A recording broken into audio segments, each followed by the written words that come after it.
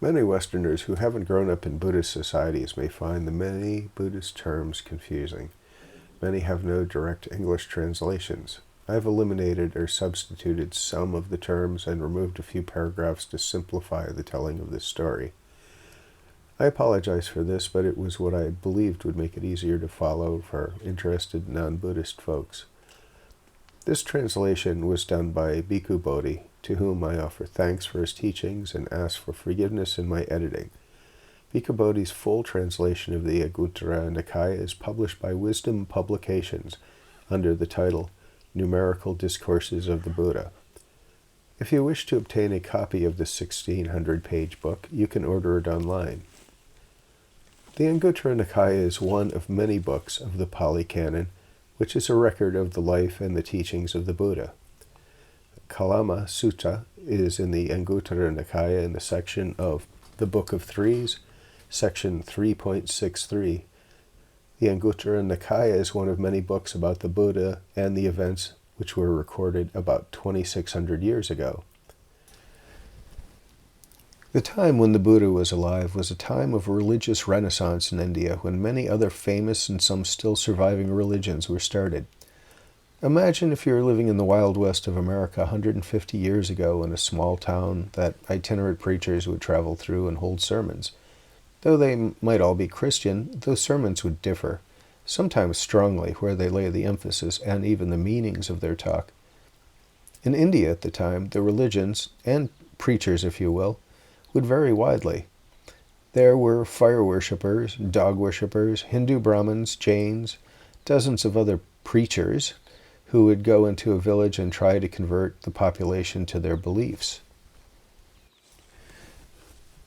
This is an account of when the Buddha entered a village called Kesaputta, whose residents were all called Kalamas.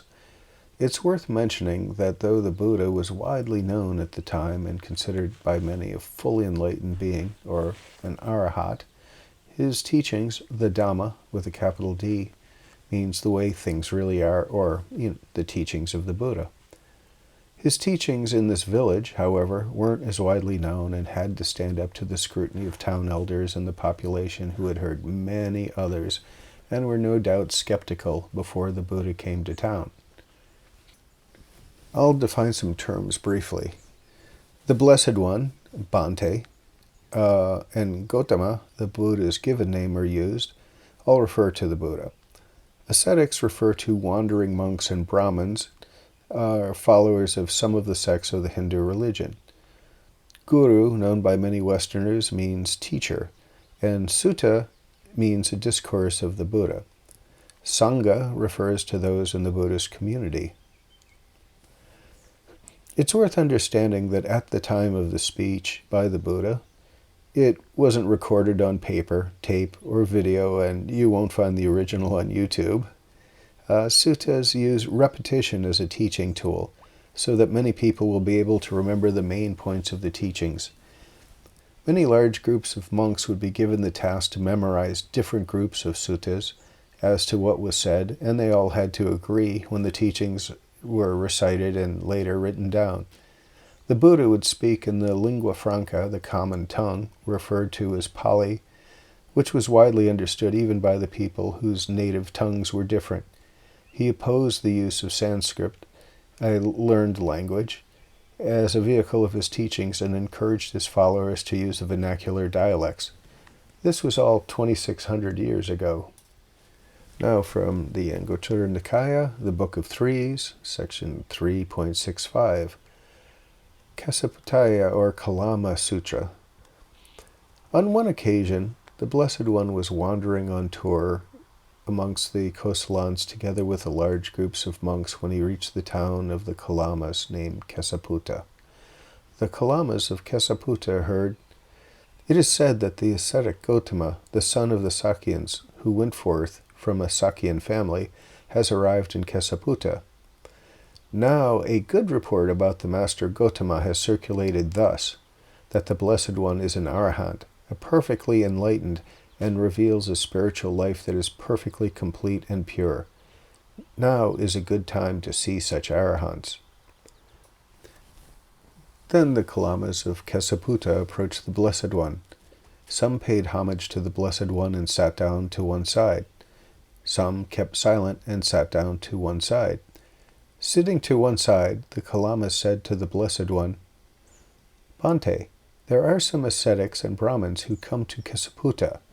They explain and elucidate their own doctrines, but disparage, denigrate, deride, and denounce the doctrines of others.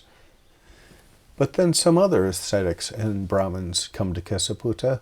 They too explain and elucidate their own doctrines, but disparage, denigrate, deride, and denounce the doctrines of others. We are perplexed and in doubt, Bhante, as to which of these good ascetics speak the truth and which are falsehood. It is fitting for you to be perplexed, Kalamas, fitting for you to be in doubt. Doubt has arisen in you about a perplexing matter.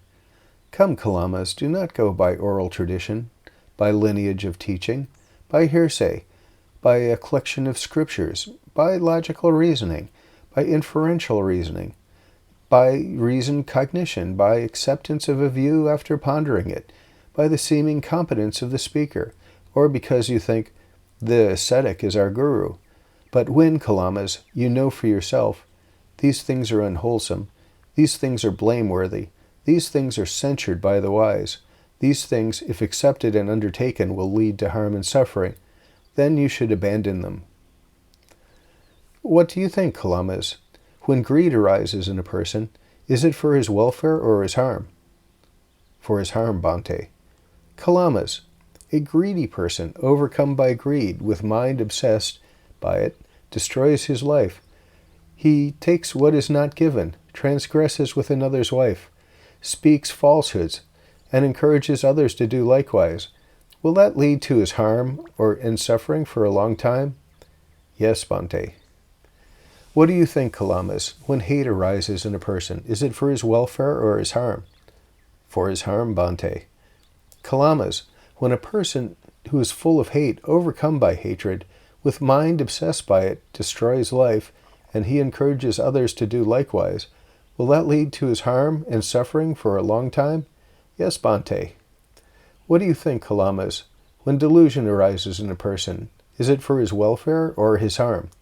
For his harm, Bhante. Kalamas, when a person who is deluded, overcome by delusion, with mind obscured by it, destroys life, and he encourages others to do likewise, will that lead to his harm and suffering for a long time? Yes, Bhante. What do you think, Kalamas? Are these things wholesome or unwholesome? Unwholesome, Bhante. Blameless or blameworthy? Blameworthy, Bhante. Censured or praised by the wise? Censured by the wise, Bhante. Accepted and undertaken? Do they lead to harm and suffering or not? Or how do you take it? Accepted and undertaken. These things lead to harm and suffering, so we take it.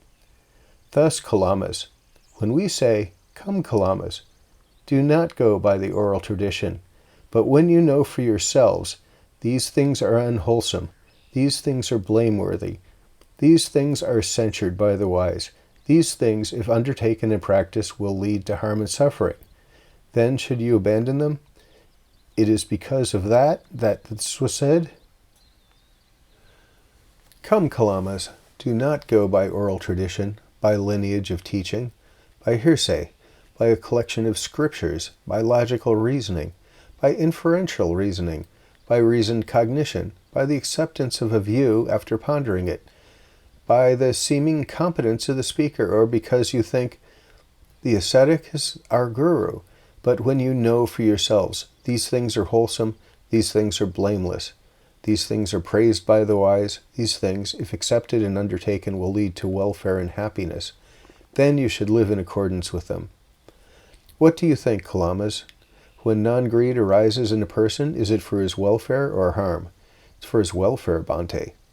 Kalamas, a person without greed, not overcome by greed, his mind not obsessed by it, does not destroy life, take what is not given, transgress or take another's wife, or speak falsehood. Does that encourage others to do likewise? Will that lead to his welfare and happiness for a long time? Yes, Bhante. What do you think, Kalamas? Does non-hatred arise in a person? Is it for his welfare or his harm? For his welfare, Bhante.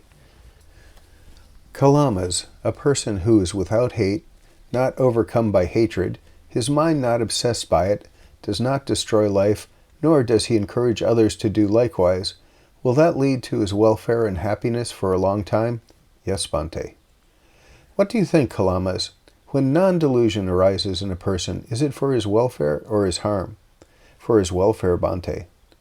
Kalamas, when a person who is undeluded, not overcome by delusion, his mind not obsessed by it, does not destroy life, nor does he encourage others to do likewise, will that lead to his welfare and happiness for a long time? Yes, Bhante. What do you think, Kalamas? Are these things wholesome or unwholesome? Wholesome, Bhante. Blameworthy or blameless? Blameless, Bhante. Censured or praised by the wise? Praised by the wise, Bhante. Accepted and undertaken? Do they lead to welfare and happiness or not? How do you take it? Accepted and undertaken.